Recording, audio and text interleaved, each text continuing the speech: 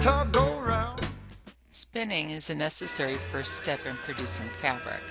Spinning has been part of some cultures for as long as 20,000 years. Fabric is made from thread or yarn, which is made from fiber. If it hadn't been for Cotton Eye Joe, I'd been married a long time ago. Where did you come from? Where did you go? Where did you come from, Cotton Eye Joe? Before fiber can be converted to yarn, it has to first be carded. Carding uses a pair of brushes going in opposing directions to remove vegetation and to align the fiber strands. Bunches of fiber have many strands that have roughly the same length. This length is called the staple length. After the fiber is carded, the next step is to overlap staples and draft or pull apart the overlaps to a desired thickness, as Ruth shows in this clipping. Going on the same fibers. Okay. If you grab too far, You'll just pull it apart, right? right. 10 pounds of yarn. Is that what you So this you is have 10 pounds of yarn? pre-drafting. Yeah. The drafted fibers are then twisted to keep overlapping lengths together. The spinning is usually done by a wheel, or its primitive cousin, the drop spindle. The first twisting of fibers was probably done with the hand rubbing fibers against the thigh. I became interested in knitting, a skill on the periphery of the spinning community at a young age. My main motivation was to be able to make clothes for my Barbie dolls, but I soon made booties, kid sweaters, and adult sweaters too. I began a few years ago to have a retirement fantasy. To finance my knitting habit, I would raise alpaca, spin their fiber, and sell the yarn. One slight problem: I had no alpaca, no land to raise them on, and no idea how to spin. A not-so-quick internet search brought me to this site with a link to guilds and led me to the Sunday Spinners, Weavers, or whatever in Rancho Mirage. The first meeting began with introductions and show and tell. A mix of fiber mediums were represented: spinning, weaving, and knitting. Lots of discussion of technique using the terminology that is standard in this community was present. Also, a lot of sharing about history, so lots of stories. Here, Bob, the weaver extraordinaire, is explaining his fabric. In different colors. Oh, look at that. Oh, what is this made of? Tencel. So I got 2 scarves at once. 2 shells. This is again from that old pattern book from the year 1677 from Germany. Oh, So think of all the people who've woven those patterns. Yeah. Because this community has a long history, there is a well-developed culture, including a standardized vocabulary and lots of humor. In the next 2 clips, Mary Ellen and Ruth talk about using the body to know spinning. one end is going to pull a little bit easier than the other end. Okay. So, this is the end that's going to go a little bit easier How do you know?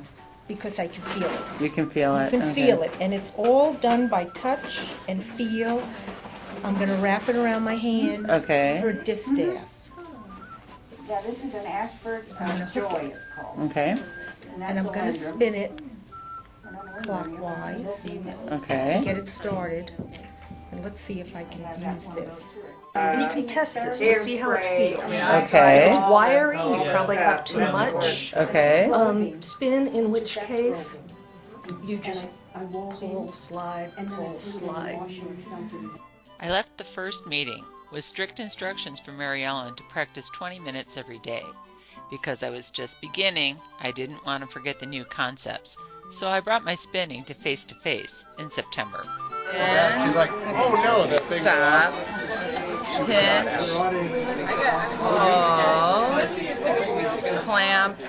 And let it go, and the twist will travel up the yarn. And then you spin.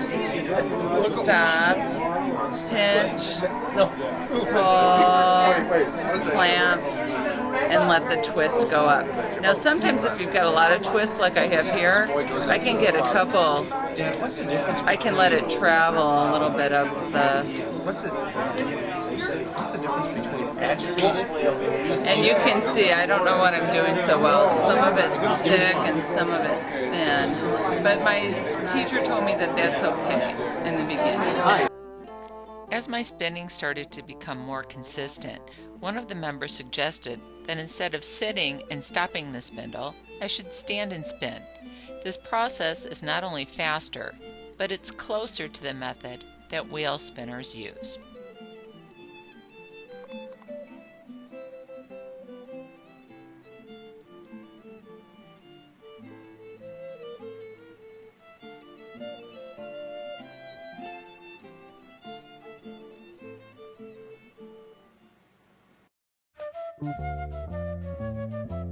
So again, this is my second wheel. I don't know, I knew nothing This about is it, I would do Darlene's it, and I Ashford just. Joy, and I tried the low wheel that Mary Ellen It brought. was compatible. They both work good well.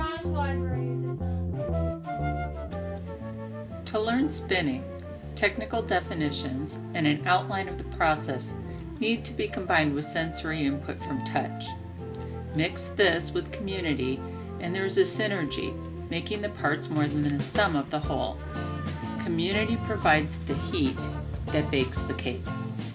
In the community, especially once it was understood that I truly wanted to learn their craft, I felt accepted as an apprentice, although awed by some of the members' expertise.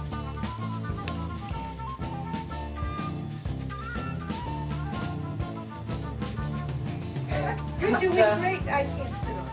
You're doing good. Okay, keep going. Oh, look at that little trick. See, you got the little trick down already. Don't put your toe in the middle, though. No, that would be You do bad. not want to do that. That's a bad thing. How do you know that? Yes, how? Things that shouldn't be done with that wheel, I have done. Everything. Everything that should. The bad girls of spinning. Okay.